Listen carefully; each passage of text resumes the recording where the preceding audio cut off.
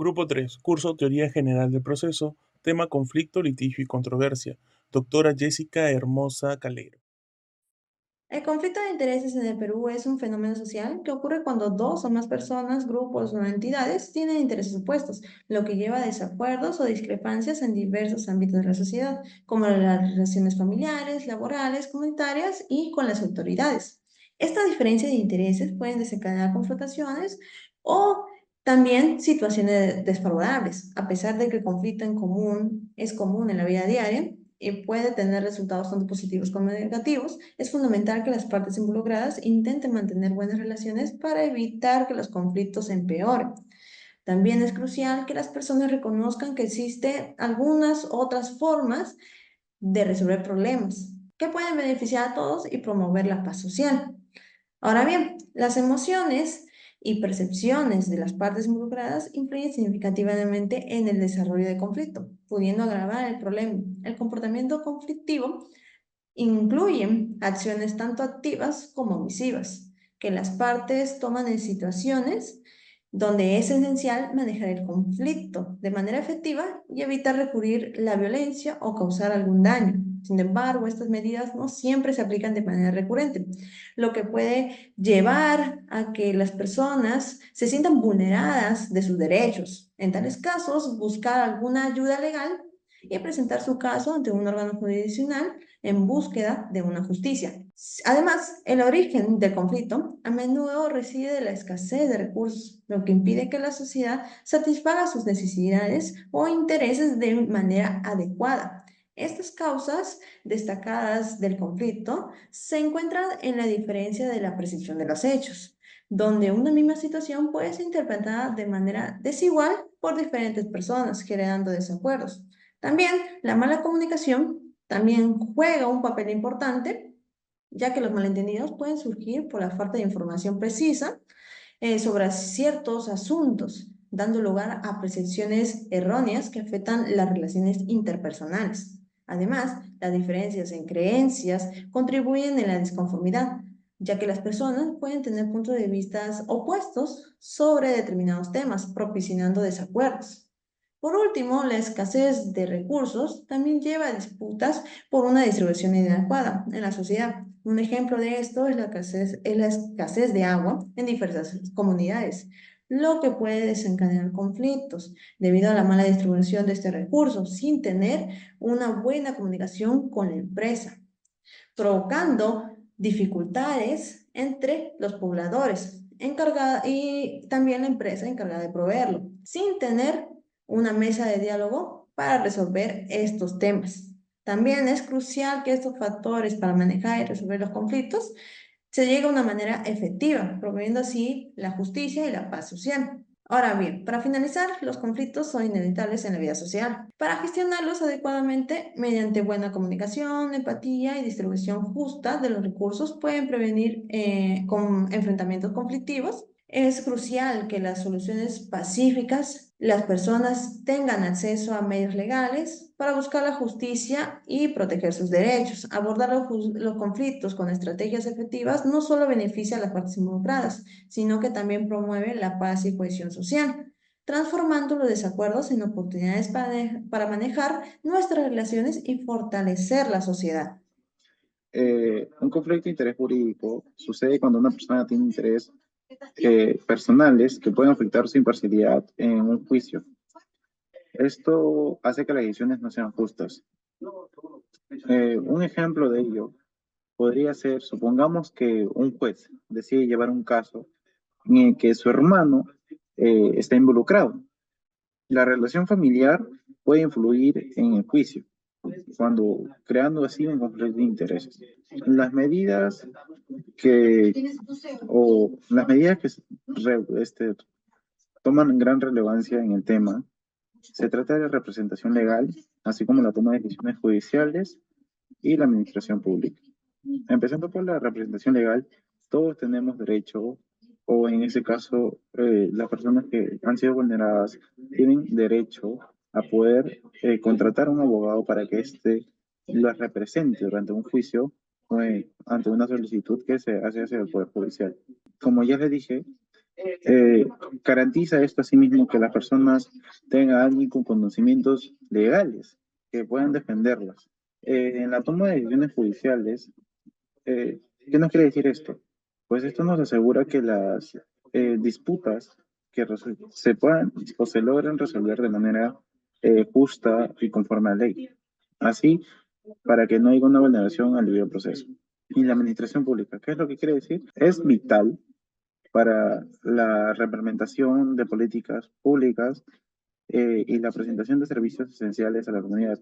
Es decir, estas áreas supervisan que todas las normas se den o los procedimientos se den paso a paso para que no haya ninguna vulneración. Es por ello que tenemos que resaltar que este conflicto de interés es sumamente importante, ya que prioriza una gran transparencia y asegura que no haya vulneraciones en el debido proceso. Esto es importante, ya que más que todo considero que se influencia ante los jueces, ya que puede haber por un conflicto de interés por parte de ellos y así podría vulnerar. Entonces, para llegar a una conclusión, podríamos decir que un conflicto de interés jurídico compromete la imparcialidad del juicio, asimismo la identificación y la resolución de estos conflictos, ya que son cruciales para garantizar que la justicia se administra de manera equitativa y transparente, como lo había mencionado anteriormente. La declaración de intereses como la recusación, la supervisión, son herramientas claves en el proceso. La imparcialidad y la confianza pública en el sistema legal dependen de la adecuada gestión de los conflictos de intereses. A esto me voy a la supervisión que se le hacen ante los casos. Ahora analizamos el litigio en el proceso civil peruano. El litigio es una figura que se da dentro de los conflictos o la vulneración de derechos de dos actores. Estos actores puede ser una persona natural o también puede ser una persona jurídica. Según la Real Academia Española, la definición de litigio es el pleito, la disputa, la contienda o el altercado dentro de un juicio. Recordemos que el litigio siempre se va a dar en un proceso contencioso, puesto que aquí hay un requerimiento del demandante y una resistencia ante esta solicitud o requerimiento por parte de la persona demandada. En estos dos actores no han logrado conciliar o no han logrado darle una solución a este conflicto de interés que tiene y por ello lo exponen ante un órgano jurisdiccional de la competencia del caso, ¿no? Ya sea materia penal, administrativa, civil, etcétera. Ahora, en el diccionario de Guillermo Cabanillas también se define lo litigioso, que se entiende por el juicio seguido ante el juez competente sobre derechos o cosas que disputan entre sí varias partes contrarias. Por otro lado, Carneluti expone que el litigio se da por la pretensión de uno de los interesados y por la resistencia del otro. Aquí entendemos pues la figura que aparece entre el actor demandante y el actor demandado, ¿no? Ante el órgano jurisdiccional que sería el juez en representación del Estado. Mientras que para Alcalá Zamora y Castillo, el litigio es el conflicto jurídicamente trascendente que constituye el punto de partida o causa determinante de un proceso de una autocomposición o de una autodefensa. Por el otro lado, encontramos en Gómez que hace referencia a que todo proceso es un litigio, ¿no? Todo proceso conlleva un litigio, pero no todo litigio termina en un proceso. Es decir, que no todo litigio tiene una esencia o una naturaleza procesal, aunque siempre dentro de un proceso el litigio se desarrolla de manera normal, ¿no? Ahora bien, para entender mejor esta figura de litigio dentro de nuestro proceso civil peruano, analizamos los elementos que participan dentro de estos actos litigiosos. Primero debe existir la vulneración de un derecho o un interés jurídicamente afectado, ¿no? Por ejemplo, dentro del tema civil, encontramos en la figura del matrimonio que hay una causal de infidelidad y por ello se hay una separación, ¿no? Entonces, encontramos en la parte afectada que ha sido vulnerada con esta infidelidad y se le ha causado un daño, demanda a la parte que ha sido infiel para que se le ejecute una reparación ante este daño que se le ha causado, este daño emergente, ¿no? Ahora, el derecho a la acción. también debe existir este derecho a la acción, que es un derecho constitucional, fundamentalmente inherente al ser humano. Ahora, las partes que participan dentro de este proceso son tres partes. El juez, que está en representación del Estado y del órgano jurisdiccional, la parte demandante, que es la que va a requerir que se le dé una solución o se le restituya el daño causado o el derecho vulnerado, y el demandante, que es la parte que va a oponerse ante esta solicitud del demandante. Ahora encontramos también la parte de la pretensión, es el requerimiento, lo que se solicita para darle una solución a este conflicto de interés. Por otro lado, también encontramos la figura de la resistencia, que la da la parte demandada porque no está conforme, no está de acuerdo con lo que se le requiere, con lo que se le demanda, con lo que se le acusa, pues, ¿no? Y también encontramos al juez, que es el encargado de brindar la tutela jurisdiccional en representación del Estado para que nos brinde una imparcialidad, una transparencia, una igualdad ante la ley, y de esta manera también nos brinda celeridad ante el proceso.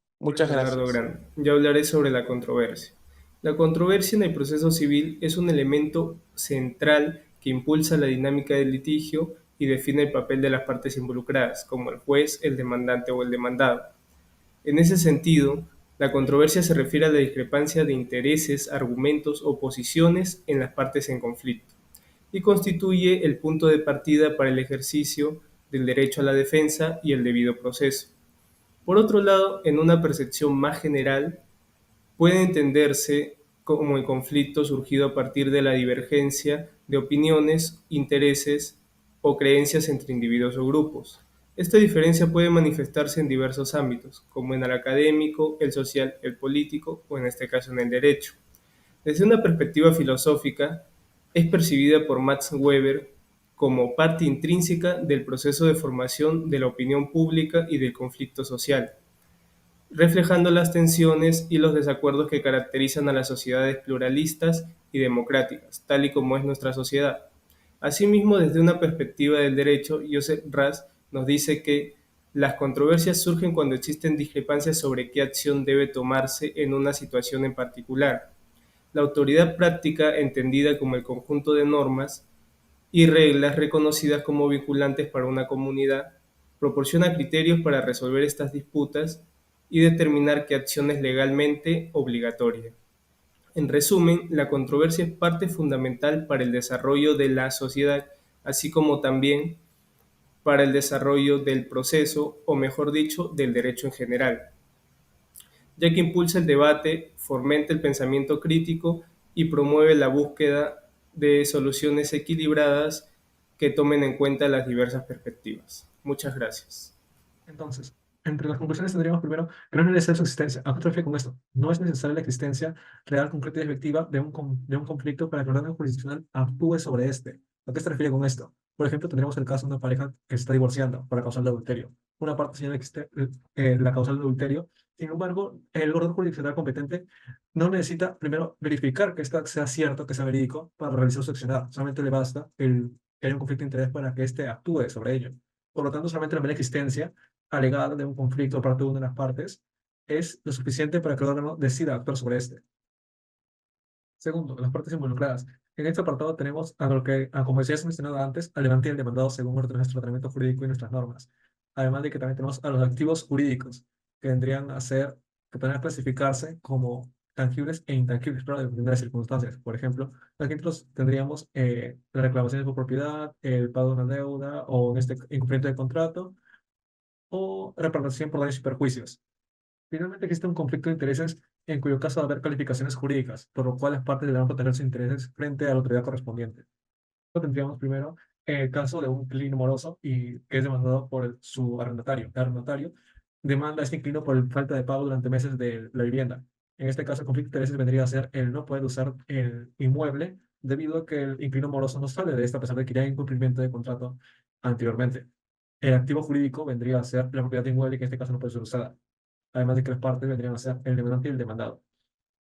O sea, el inquilino y el arrendatario. Ahora, con esto pasamos a la parte del litigio, que como había dicho mi compañero anteriormente, el litigio se podría caracterizar por la pretensión de una de las partes y la oposición de otra a este.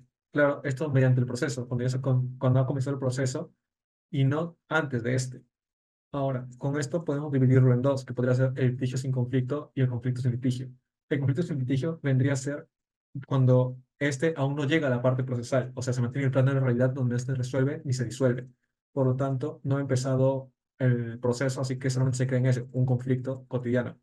Mientras que en el litigio sin conflicto, eso es lo que se tendría que ahondar más, debido a que el litigio nace debido al conflicto. Pero ¿cómo entonces puede existir litigio sin conflicto? Pues el litigio sin conflicto puede ocurrir cuando una de las partes, sabiendo que está demandando de manera falsa, entre comillas, decide iniciar un proceso en contra de la parte contraria. O claro, también puede ser en el caso de que esta parte crea de que lo que está haciendo es verídico, o sea, es correcto, él cree. Pero en caso de no ser así, simplemente el juez estimará la demanda posteriormente. También con esto vamos a encontrar en ese mismo orden de ideas a la controversia, que vendría a ser la eventualidad de dicho conflicto. Sería la contraposición de ideas, o en este caso también podría ser la tesis, o sea, interposición a tesis jurídicas. Ahora, con lo que sabe la controversia, se puede decir que puede existir la tipificación del litigio sin esta. ¿Cómo posible que puede existir el litigio sin la controversia? En este caso, son en casos específicos, como por ejemplo, todos sabemos de que la contestación de la demanda no representa una obligación en sí, sino una carga procesal, por lo cual esta puede ser simplemente denegada, o sea, la persona puede renunciar a esta. Entonces, en los casos en los que una persona en la que el demandado decide renunciar a esta carga, o sea, decide renunciar frente al pasado judicial, básicamente acepta niega el hecho de la existencia de un conflicto, niega el hecho de discutir este conflicto. Esto pues, lo podemos ver en casos de alienamiento de la rebeldía, donde el emplazado de la persona, el demandado, decide renunciar a su derecho de la acción, negando la existencia de este. Por lo cual se deduce de que puede existir el litigio sin la controversia, ya que esta es negada por la propia parte demandada. Ahora, con esto la controversia y el rechazo de dicho conflicto en medio del litigio, tendremos la tutela y el derecho a la acción, que vendrían a ser parte del interés para lograr, interés real y legítimo para lograr por parte de una persona, para poder solicitar con esto la tutela jurisdiccional. Entonces, por el interés para lograr entendemos que es un presupuesto de derecho a la acción, el cual se basa en una necesidad que debe ser atendida por parte del Estado a través de la norma jurisdiccional. Esto deberá en el juez, quien deberá ser el encargado de poder dar solución a dicho conflicto que se le presente. Con todo hecho anteriormente, concluimos la necesidad de herramientas jurídicas. ¿Por qué herramientas jurídicas? Porque debido a los problemas y los conflictos que se presentan cotidianamente, es necesario el uso de órganos, o en este caso herramientas jurídicas que sean capaces de poder solucionar estos conflictos. Con ello tenemos como ejemplo que entre las herramientas jurídicas más comunes utilizadas por las personas serían la conciliación, la mediación, el arbitraje, la adjudicación, etc. Gracias.